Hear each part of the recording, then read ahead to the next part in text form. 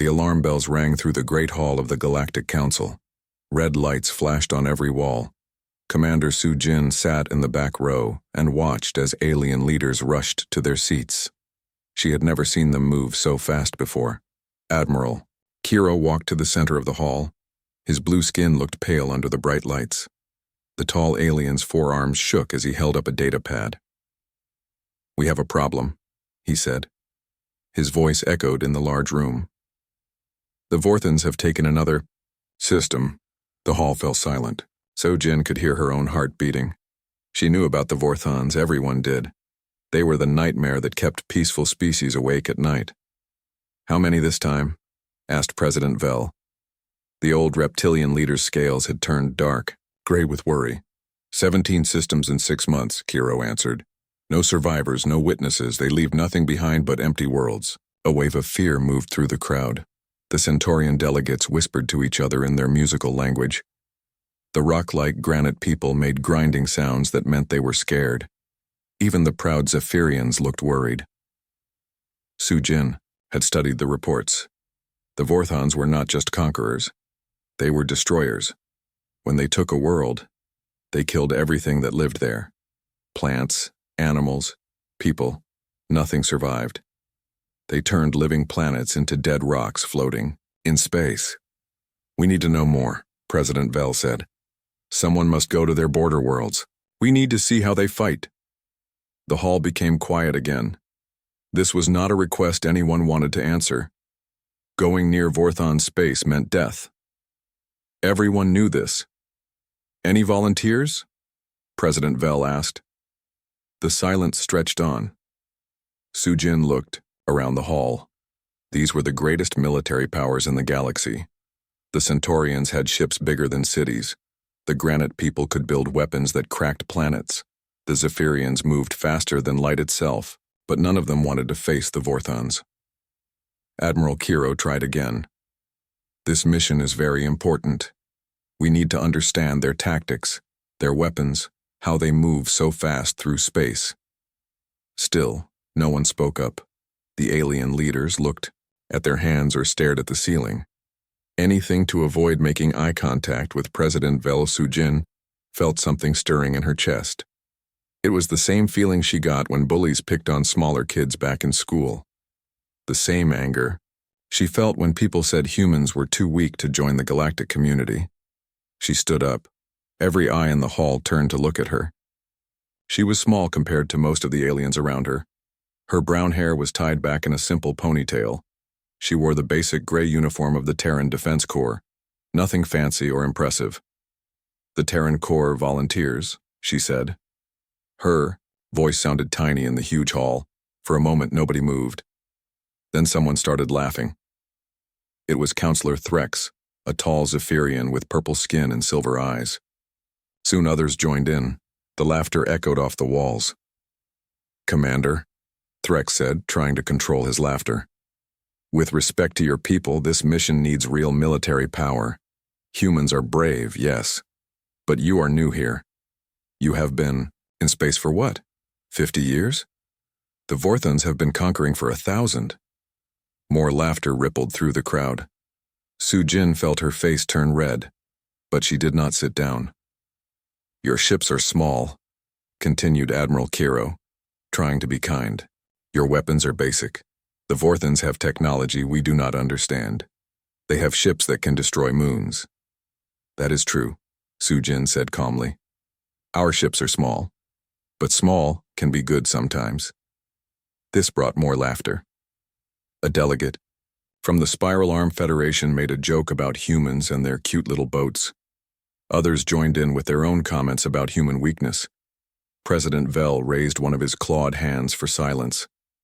"Commander Su-Jin, we appreciate your courage, but Counselor Threx is right. This mission requires proven military capability. Perhaps humans could help in support roles." "We can do the mission," Su-Jin said.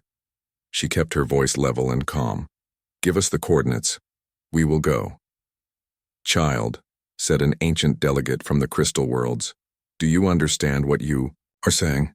The Vorthans have never left survivors, ever. Not in 1,000 years of conquest." "I understand," Sujin replied. But someone has to go, and everyone else is too scared. The hall erupted in angry voices. Several delegates stood up, shouting about human arrogance and stupidity. But Sujin noticed something else. Some of the older, wiser leaders were watching her carefully. They were not laughing anymore. President Vel banged his gavel until the noise died down. The mission will require stealth, speed, the ability to run if things go wrong. Are you sure human technology can handle this? Sujin thought about the secret files back on Earth, the ones labeled Project Flea, the years of research and testing that most of the galaxy knew nothing about, the breakthrough that Dr. Hana had achieved just 6 months ago. Our technology is different, she said. Maybe different enough. Different how? Asked Admiral Kiro. Sujin smiled for the first time since entering the hall. Have you ever tried to catch a flea, Admiral? The alien looked confused. A what? A flea. A small jumping insect from Earth. Very hard to catch. Very hard to kill. Always shows up where you do not expect it. I do not understand the connection, Kiro said. You will, Sujin replied. President Vel looked around the hall. No other species was volunteering. The Vorthans were getting stronger every day. They needed information, even if it came from the galaxy's newest and weakest military force. Very well, he said finally. The Terran Corps is authorized to attempt reconnaissance of Vorthan border space, but, he held up a warning claw, this is not a combat mission. Observe and report back. Do not engage the enemy. Understood, Sujin said. As she walked toward the exit, she heard whispers following her. The aliens were already placing bets on how long the humans would survive. Most gave them less than a day. Outside the hall, Sujin activated her communication device. Control, this is Commander Sujin. Patch me through to Dr. Hana on Earth. Priority Alpha. The connection crackled to life. Sujin, how did it go? We got the mission, Hana. They think we are going to die. Are we? Dr. Hana asked. Sujin smiled. Not if your flea can really jump. Oh, it can jump. The question is whether Captain Wan and his crew are ready to find out how far. They better be, because we are about to show the galaxy what happens when you underestimate the smallest player in the game. The Resilience is ready for launch, Dr. Hana said. And Sujin, good luck. Make us proud. We will not let you down, Sujin promised. As she walked through the space station corridors, Sujin thought about fleas again. Everyone hated them. Everyone thought they were just annoying pests. But fleas had one quality that bigger, stronger creatures did not have. They survived. No matter what you did to them, no matter how hard you tried to get rid of them, they found a way to keep going. The Vorthans were about to learn something new about Earth's most persistent pest, and about the humans who had learned from them. Captain One stood on the bridge of the Resilience and looked out at the stars. His ship was small by galactic standards. Most alien vessels were huge things that looked like flying cities. The Resilience looked more like a metal egg with engines, stuck to the back. Captain, said Lieutenant Mina from her station, we are approaching the edge of Vorthon space. Long-range sensors are picking up something big. One nodded. He had expected this. The Vorthons did not leave their borders unguarded. What are we looking at, Mina? The view screen lit up with sensor data. One felt his stomach drop. Even though he had prepared for this moment, the reality was overwhelming. 47 ships, sir, Mina reported. All of them are warships. The smallest one is 800 meters long. The largest is over 2 kilometers. Lieutenant Tay looked up from the engineering station. His young face was pale. Captain, our entire ship could fit inside one of their weapon ports. One studied the display. The Vorthan fleet was arranged in perfect formation. Each ship was a work of deadly art. They had weapons that glowed with barely contained energy, armor that could stop planet-killing bombs, engines that could push these massive vessels faster than most species could even dream of moving. Sir, said Mina quietly, are you sure about this? Before Juan could answer, the communication system crackled to life. A deep, grinding voice filled the bridge. The universal translator worked hard to make sense of the alien words. Unknown vessel. This is Admiral Krug of the Vorthan Warfleet. You have entered forbidden space. State your business or be destroyed. One took a deep breath. This was the moment that would decide everything. This is Captain Juan of the Earthship Resilience. We are here to observe your fleet movements. This is a reconnaissance mission. Silence stretched across space for several seconds. Then came something one had not expected. Laughter. Observe? Admiral Krug's voice was filled with amusement. Little insect, you have come to observe your own death. Your tiny ship is no bigger than our escape pods. Your weapons could not scratch our paint. More voices joined in the laughter. The Vorthan communication channel filled with jokes about the foolish humans who had come to die. One listened to the translation and felt anger building in his chest. Sir, whispered Communications Officer Baum, they are treating us like entertainment. Good, one said quietly. Let them laugh. Admiral Krug's voice returned. We are curious about your species. The reports say humans are new to space travel. Yet you come here alone to face the might of Vorthan. This shows either great courage or great stupidity. Maybe both, one replied. Indeed. We shall make your death quick, little human. Consider it a gift for amusing us. The view screen showed the Vorthan fleet beginning to move. Their massive ships turned with surprising grace. Weapon systems that could level continents began to power up. Energy readings on the Resilience's sensors went off the charts. Captain, Tay called out. They are targeting us with enough firepower to destroy a small moon. One smiled. Then it is time to show them what Dr. Hana taught us. Tai, is Project Flea ready? The engineer checked his displays. Banks of strange equipment hummed with power throughout the ship. Technology that had taken Earth's best scientists 20 years to develop. All systems green, Captain. The quantum displacement drive is online. Navigator Hyun, plot our first jump coordinates. The young woman's fingers danced over her controls. Coordinates locked, sir. Distance, 30 kilometers. Direction, directly. Toward their flagship. Lieutenant Mina stared at Juan. Sir, that will put us right in the middle of their formation. They will blast us apart. Only if they can hit us, Juan said. All stations report ready. One by one, his crew confirmed their preparations. These 12 humans were about to attempt something that had never been tried in galactic warfare. They were about to prove that sometimes the smallest fighter could win the biggest battle. Sir, said Communications Officer Yeon, the Vorthans are broadcasting this battle across their empire. They want their people to watch us die. Perfect, one said. Make sure the recording is clear. I want everyone to see what happens next. Admiral Krug's voice boomed across space again. Enough talk, little insect. Prepare to join the 17 species we have already crushed. All ships open fire. The space around the Resilience exploded with deadly energy. Beams that could cut planets in half lanced through the darkness. The Vorthans had fired enough weapons to destroy a small fleet. But the Resilience was not where they had aimed. Jump complete, reported Navigator Hyun. We are now 1,500 meters from the Vorthan flagship. The bridge shook slightly from the quantum displacement, but the crew was ready for it.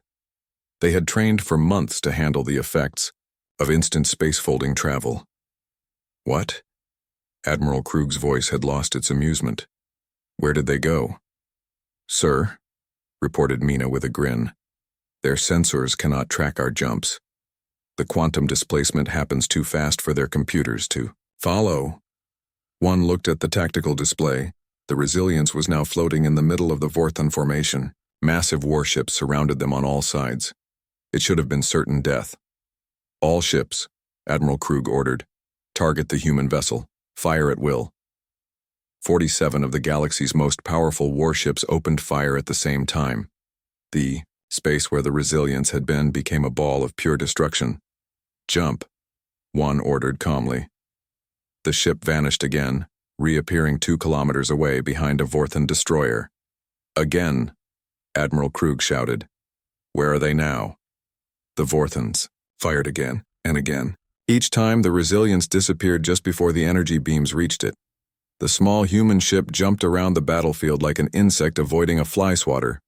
Sir, said Lieutenant Dong from the engineering station, they're targeting. Computers cannot keep up with our movement pattern. We are jumping faster than they can aim. One watched the Vorthons grow more and more frustrated. Their perfect formation was breaking apart as ships tried to turn fast enough to track the jumping. Human vessel. Some of them were getting in each other's way. This is impossible.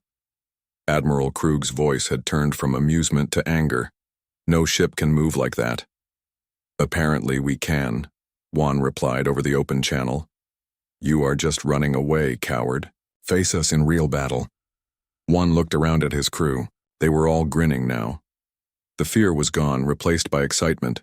They were actually doing it. They were dancing around the most powerful fleet in the galaxy. Admiral, Juan said, we are not running away. We are just getting started. The Resilience jumped again, this time appearing directly above the Vorthon flagship. It was so close that people looking out the windows could probably see each other. Now, Juan ordered, deploy the Fleas. Thousands of tiny objects shot out from the Resilience. They were so small that the Vorthon sensors barely detected them. They looked like space dust or debris. What are those? Admiral Krug demanded. You will find out, one said. In about 3 minutes. The little objects spread out across the Vorthon fleet. They moved with purpose, seeking out exhaust ports, sensor arrays, communication dishes, and maintenance hatches, anything that gave them away inside the massive ships. Sir, reported Specialist Jin from the drone control station. All micro-drones have reached their targets, beginning infiltration. One smiled. The Vorthons still thought this was about big ships and powerful weapons. They had no idea that humanity's greatest strength was thinking differently about problems. Admiral Krug, Juan said into the communication system, you asked what makes us think we can face your mighty fleet. Would you like to know the answer? Speak, insect, before we crush you. We learned from the smallest, most annoying creature on our planet, something that every other species tries to kill but can never quite get rid of. Something that survives by being fast, small, and very, very persistent.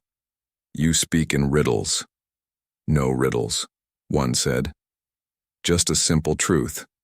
Sometimes, the biggest enemy is the one you never see coming. The micro-drones moved through the Vorthon ships like tiny ghosts.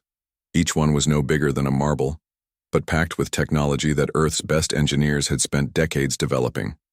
They slipped through exhaust pipes, crawled along power, cables, and squeezed into spaces that the massive alien vessels had never been designed to protect.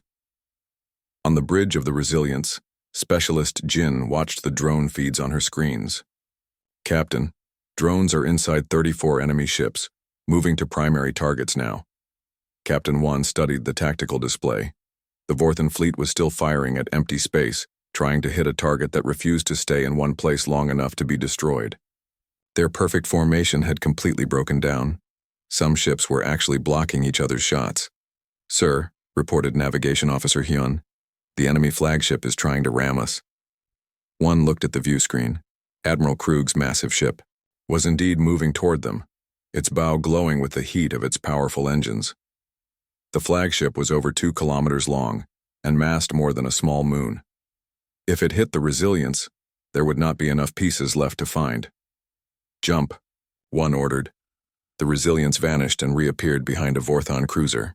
The flagship, unable to stop its massive bulk, crashed into one of its own escort vessels. Both ships spun away from each other, their armor plating torn and sparking. The drones are in position, Captain, Jin reported. Ready to begin primary operations. Do it. Throughout the Vorthon fleet, thousands of tiny machines began their work. They were not weapons in the traditional sense. They did not explode or fire energy beams. Instead, they did something much more effective. They began to systematically shut down every critical system on the enemy ships. On the Vorthon flagship, Admiral Krueg was screaming orders at his crew. Where are they now? Scan all frequencies, use quantum detection, find that cursed human ship. His tactical officer, a scarred veteran of 100 battles, looked up from his console with confusion. Sir, our targeting computers are offline. What? How is that possible? Unknown, sir. The system shows no damage, but it will not respond to commands. Similar reports came from all over the ship. Life support was fluctuating. Gravity generators were failing in random sections. The main engines were losing power for no reason the engineers could find. Sir, the communications officer called out. We are receiving reports from the entire fleet. All ships are experiencing system failures.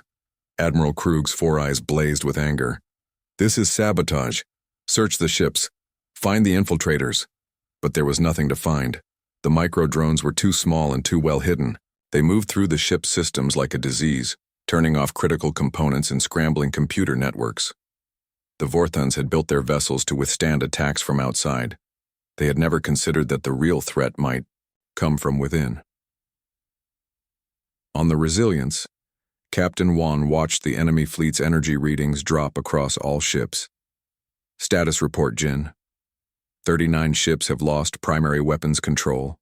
22 have lost navigation. 41 have lost long range. Communications. Life support is failing on 15 vessels. Lieutenant Mina looked up from her station with amazement. Captain, they are sitting ducks. They cannot aim, they cannot move effectively, and they cannot coordinate their attacks. One nodded. This was exactly what Dr. Hana had predicted during the secret tests back on Earth. Large, complex systems were vulnerable to small infiltrators that could disrupt them from the inside. The bigger and more advanced the target, the easier it was to bring down with the right approach. Sir, reported Communications Officer Yuan, we are intercepting emergency transmissions from across their fleet. Many ships are requesting permission to abandon their vessels. Already? Tay asked from engineering. We have only been fighting for 15 minutes. We have not been fighting, Juan corrected. We have been demonstrating. There is a difference.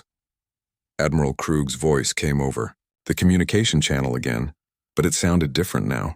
The confidence was gone, replaced by confusion and growing fear. What have you done to our ships? We have given you a lesson in tactics, Juan replied. You assumed that bigger meant stronger. You thought that more weapons meant more power. But you never asked the important question. What question?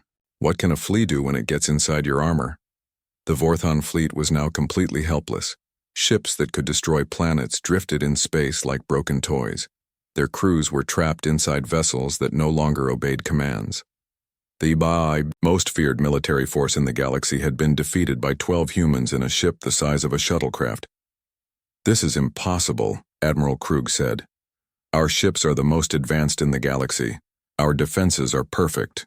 Your defenses were designed to stop big attacks from outside, Juan explained.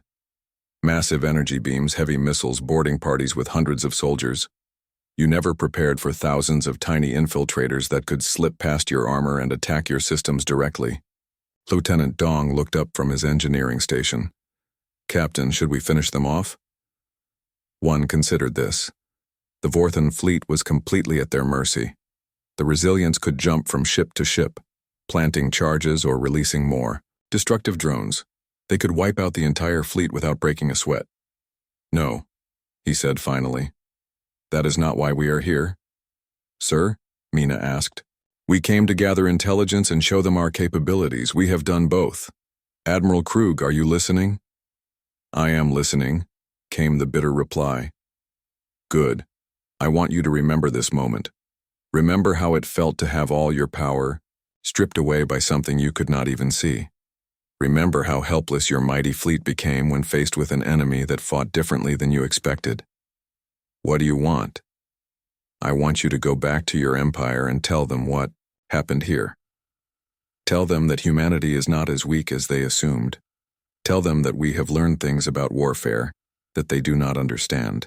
One paused, looking around at his crew. They had done something incredible. They had proven that intelligence and creativity could triumph over brute force and superior numbers. And Admiral, Juan continued, tell them that this was just one small Ship with 12 crew members. Tell them what we did to your fleet of 47 warships. Let them think about what might happen if they faced more of us. You are making a terrible mistake, human. The Vorthan Empire will not forget this humiliation.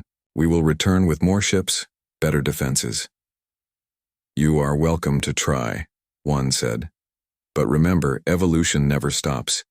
Every time you adapt to fight our current tactics, we will already be working on new ones. That is what humans do. We learn, we change, we overcome. The communication channel fell silent. One could imagine Admiral Krug sitting in his command chair, surrounded by the wreckage of his pride and his fleet's reputation. The mighty Vorthons had been defeated by creatures they considered to be little more than amusing insects. Captain, Jin reported, the drones are ready for extraction. Should I recall them? Yes, but slowly. Let them fix a few critical systems on each ship as they leave. Life support, basic navigation, short-range communications. I do not want the Vorthons to die out here. I want them to live with what happened today. Understood, sir. As the micro-drones began their withdrawal, emergency power returned to the Vorthan ships. Crews that had been trapped in darkness found themselves breathing freely again. Ships that had been drifting helplessly regained enough control to maintain stable orbits. This is our gift to you, Admiral, Juan said. We could have left you here to die in the cold of space. Instead, we are giving you enough power to get home. Use the trip to think about what you learned today. Juan turned to his crew. Navigation. Plot a course for Earth. It is time to go home and report our success. Sir, asked Lieutenant Mina, do you think they will learn the right lesson from this? One looked out at the crippled Vorthon fleet. Some will. Others will just get angry and try to build bigger ships with better armor. But that is fine with us. The bigger they build them, the easier they will be to infiltrate. And if they try to copy our tactics, let them try. By the time they figure out how we did this, Dr. Hana will have taught us 10 new tricks they never thought of. As the Resilients prepared to jump away from the battlefield, Juan opened the communication channel one last time. Admiral Krug, remember what I told you. This was not about our ship being better than yours. This was about understanding that the most dangerous enemy is often the smallest one, the one you never see coming until it is too late. The Resilients disappeared, leaving behind a fleet of humble giants and one very important lesson about the nature of true strength. The news of what happened at Kepler 442 spread through the galaxy faster than light itself. In the great halls of the Galactic Council, emergency sessions were called. In the military academies of a dozen species, professors threw out their old textbooks and started writing new ones. And in the deepest corners of Vorthon space, Admiral Krug sat in a medical bay and tried to explain to his superiors how 12 humans had destroyed his reputation.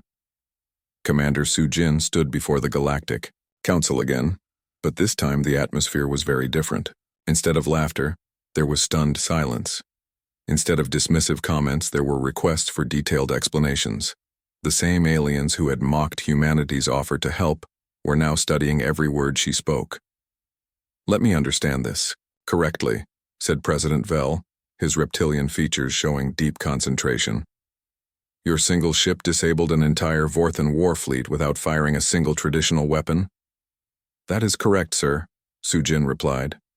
Captain Juan and his crew used micro-drone technology to infiltrate and disable enemy systems from within. Admiral Kiro leaned forward in his chair.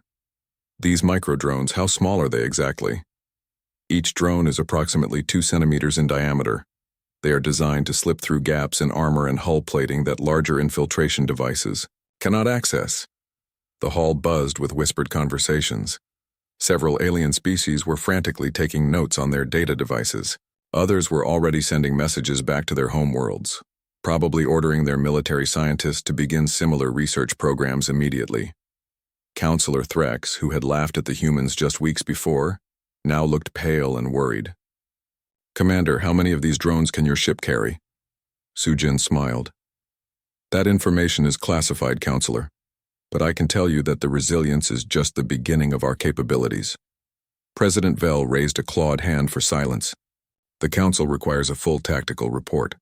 We need to understand exactly how this was accomplished. I am afraid that is not possible, Sujin said politely. The technical details of Project Flea are classified by Earth Defense Command.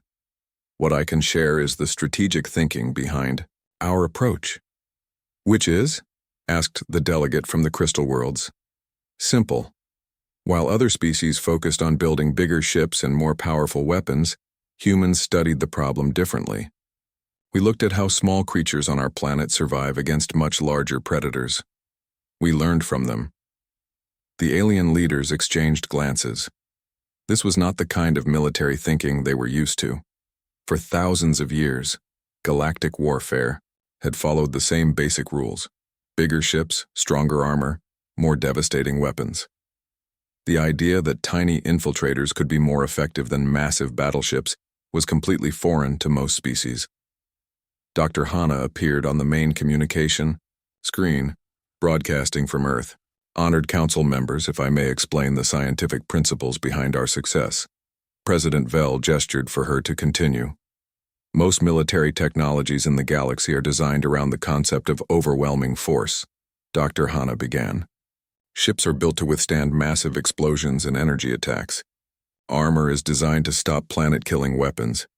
Defense systems scan for large objects moving at high speeds. She brought up a holographic display showing the micro-drone specifications. Our approach was different. We asked ourselves, what if the most dangerous attack comes from something too small to be easily detected? Something that can slip past all those impressive defenses and attack the vulnerable systems inside? Admiral Kiro studied the display with fascination. These drones, they are essentially electronic parasites. That is one way to think about them, Dr. Hana agreed. They infiltrate a target system, identify critical components, and systematically disable them. The larger and more complex the target, the more vulnerable it becomes. But surely the Vorthons will adapt their defenses now that they know about this technology, said Counselor Threx. Dr. Hana smiled. They are welcome to try. But adaptation is a two-way process. While they work on defending against our current drones, we will be developing new infiltration methods. That is the advantage of thinking like evolution, rather than thinking like engineers. The implications of this statement were not lost on the assembled leaders. Most galactic civilizations built their military technologies around fixed designs that were refined over decades or centuries. The human approach suggested constant adaptation and change. President Vell looked troubled. Dr. Hana, are you saying that humans view warfare as an evolutionary process? In a way, yes.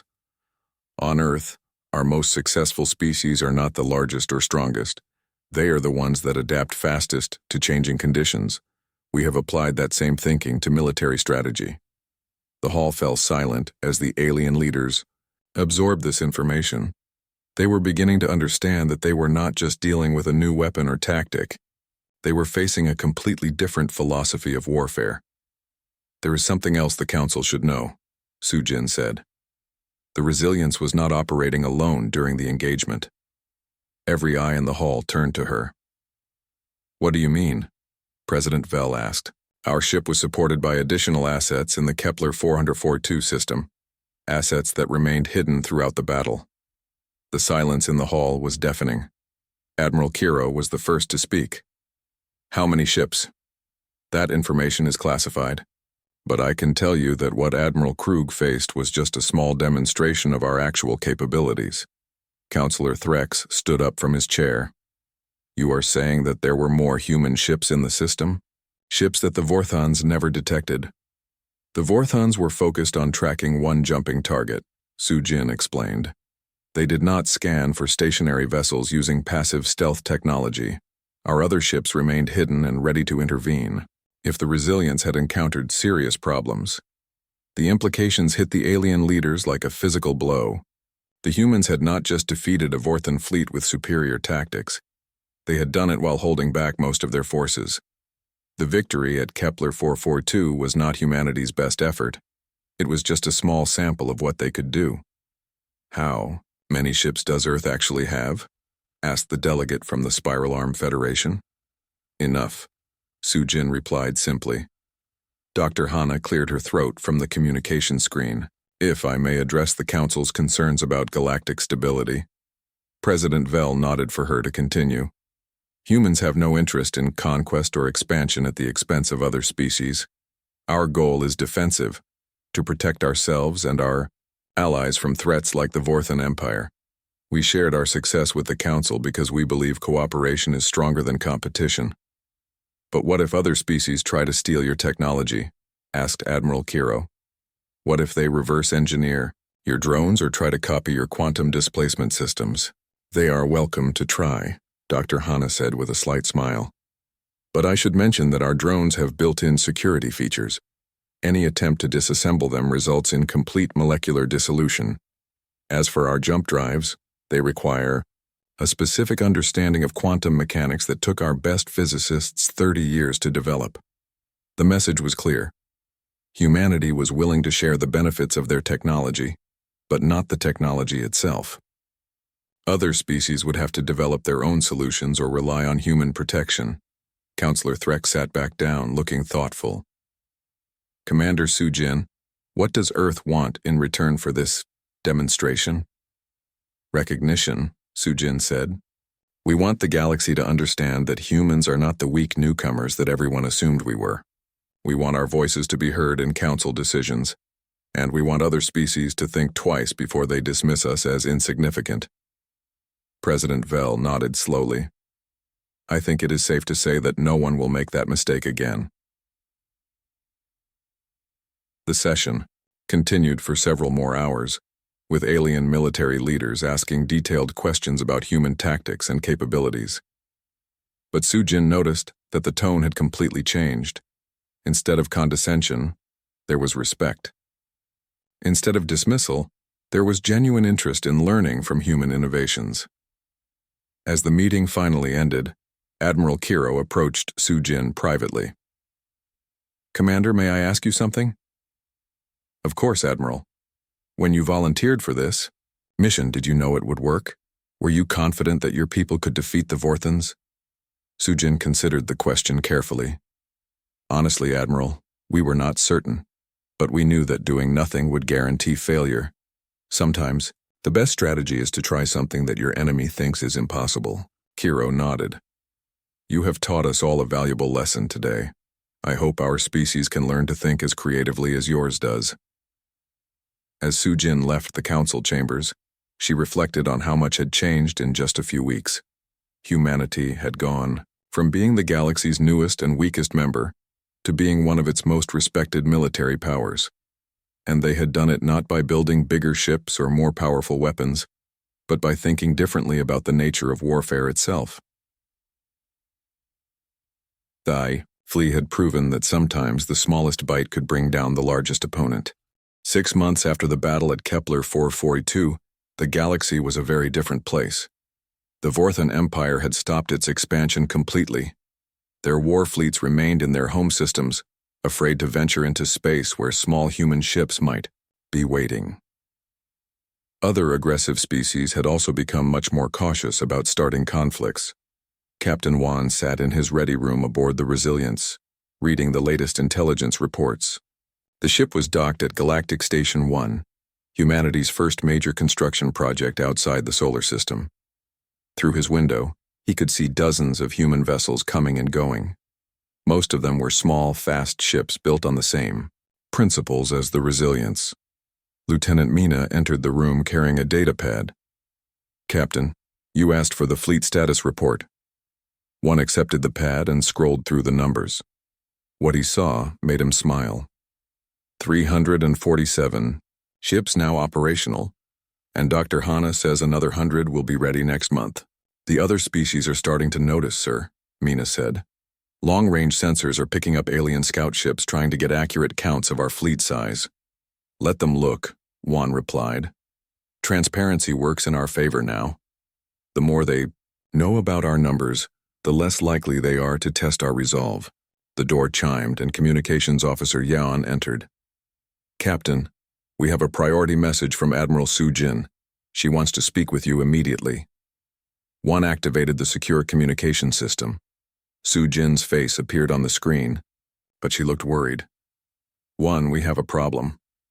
Long-range sensors have detected a massive Vorthon fleet moving toward the neutral zone. At least 200 ships, including their newest dreadnoughts." One felt his stomach tighten. "Are they targeting human space?" "Not directly. But they are heading toward the Centaurian colonies. Intelligence suggests they plan to make an example of our allies. Show the galaxy that supporting humanity has consequences." This was exactly what Juan had been afraid of. The Vorthons could not strike directly at Earth without risking another humiliating defeat. But they could attack humanity's friends and allies, forcing Earth to choose between expanding the conflict or watching innocent people die. "What are our orders, Admiral?" "The Council has requested human assistance in defending the Centaurian system. But Juan, this is different from Kepler 442. We would be facing a prepared enemy that knows our capabilities. They will have countermeasures." Juan nodded. The Vorthons had spent months studying the battle recordings from their defeat. They would have developed new defensive systems, better sensors, and tactics specifically designed to counter human micro-drone attacks. "How long do we have?" Juan asked. "The Vorthon fleet will reach Centaurian space in 4 days. We need to be there first." Juan thought about the logistics. Getting enough human ships to the Centaurian system would require coordination on a scale humanity had never attempted before. But the alternative was allowing the Vorthons to massacre an entire civilization just to prove a point. "Admiral, I recommend we deploy the full swarm protocol." Su Jin's eyes widened. "1, that has never been tested in actual combat conditions. We have only run simulations." "Then it is time for a field test," Juan replied grimly. 3 days later, the Centaurian system looked like a very different place. What had once been empty space now swarmed with activity. Hundreds of small human ships moved in seemingly random patterns throughout the system. To outside observers, it looked like chaos. But there was method to the madness. Each ship was part of a larger pattern that Dr. Hanna had designed based on the behavior of Earth's most successful group hunters. Like wolves or killer whales, the human fleet could operate as individual units or combine into a coordinated swarm that was far more dangerous than the sum of its parts. Captain Juan stood on the bridge of the Resilience, now designated as Swarm Leader 1. Around him, his crew monitored hundreds of communication channels as ship captains reported their positions and status. "Sir," reported Lieutenant Tay, "all 312 ships are in position. The swarm is ready." Juan looked at the tactical display. The Vorthon fleet was indeed massive. Over 200 ships, including some of the largest vessels ever built. Each dreadnought was armed with weapons that could crack continents. Their armor had been redesigned with smaller access ports and better internal security systems. "They learned from last time," observed Navigator Hyun. "Those ships will be much harder for our drones to infiltrate." "Then we will not rely only on infiltration," one replied. "Mina, signal all ships. Execute swarm pattern Alpha 7. Across the Centaurian system, the seemingly chaotic movement of human ships suddenly became organized. Like a school of fish responding to a predator, they moved as one. Groups of ships formed into attack formations while others positioned themselves to cut off escape routes. The Vorthon fleet, led by Admiral Krug himself, entered the system expecting to face a traditional defense. What they found instead was unlike anything in the history of galactic warfare. "Admiral," reported the Vorthon sensor officer, "we are detecting over 300 human vessels. They are everywhere." Krug studied the tactical display with growing alarm. Instead of forming a battle line like every other species in the Iade galaxy, the humans had scattered their ships throughout the entire system. Some were hiding behind asteroids. Others were disguised as space debris. Still others were moving in patterns that made no tactical sense. "This is impossible," Krug muttered. "How can they coordinate so many ships without central command?" His tactical officer looked up from her console. "Sir, their communication pattern does not match any known command structure. Each ship seems to be operating independently, yet they are clearly working together." What the Vorthons did not understand was that the human fleet was not using traditional, military hierarchy. Instead, they were using a distributed intelligence system that Dr. Hana had developed based on swarm behavior in nature. Each ship captain could make independent decisions while staying connected to the overall group strategy. "Sir," the communications officer called out, "the humans are requesting that we leave the system immediately. Tell them we do not negotiate with insects," Krug replied angrily. The response came not from words but from actions. Suddenly, 50 human ships appeared around the edges of the Vorten formation. They had been hiding in the shadow of the system's star, their heat signatures masked by solar radiation. "All ships open fire," Krug ordered. The Vorthon fleet unleashed enough firepower to destroy a small moon. But the human ships were no longer where they had been when the Vorthons aimed. Using their quantum displacement drives, they had jumped to new positions while their micro-drones were already launching toward the enemy fleet. But this time, the drones were different. Dr. Hana had spent months developing new variants based on different types of Earth parasites and predators. Some were designed to burrow through the improved Vorthon armor. Others could replicate themselves using materials found in the enemy ships. Still others carried experimental weapons that could disrupt matter at the molecular level. "Sir," the Vorthon tactical officer reported with growing panic, "our new defensive systems are being overwhelmed. These drones are not the same as the ones from Kepler 442. Krug watched in horror as his magnificent fleet began to fall apart. Ships that had taken decades to build were being disabled by enemies too small to see. The Vorthons had prepared for the last war, but the humans had already moved on to the next one. "This is Admiral Krug to all ships," he broadcast. "Retreat! All ships retreat immediately!" But retreat was no longer possible. The human swarm had surrounded the Vorthon fleet completely. Every escape route was blocked by jumping human ships that appeared and disappeared faster than Vorthon sensors could track. Captain Wan watched the enemy fleets collapse with grim satisfaction. "Signal Admiral Krug. Tell him we are prepared to discuss terms for his fleet's survival." The communication channel crackled to life. "What do you want?" Krug asked, his voice filled with defeat. "Simple," Wan replied. "Your empire ends its expansion immediately. All conquered worlds are returned to their original inhabitants, and the Vorthon military is reduced to defensive forces only." "And if we refuse?" Wan looked around at his crew, then at the tactical display showing hundreds of human ships surrounding the trapped Vorthon fleet. "Then you will join the 17 species you destroyed, Admiral. The only difference is that we will not conquer your worlds. We will simply make sure you can never threaten anyone else again." The silence stretched for several minutes. Finally, Krug's voice returned. "We accept your terms." "Wise choice," Wan said. "You have learned the most important lesson in the galaxy. Size and strength mean nothing if your enemy thinks differently than you do." As the defeated Vorthon fleet limped away from the Centaurian system, Wan reflected on how completely the balance of power had shifted. Humanity had gone from galactic newcomers to the dominant military force in less than a year. And they had done it not by becoming stronger or building bigger ships, but by learning from the smallest, most persistent creatures on their homeworld. Age of the Flea had begun. Dr. Hana's voice came over the communication system from Earth. 1. The Council is requesting a full briefing on swarm tactics.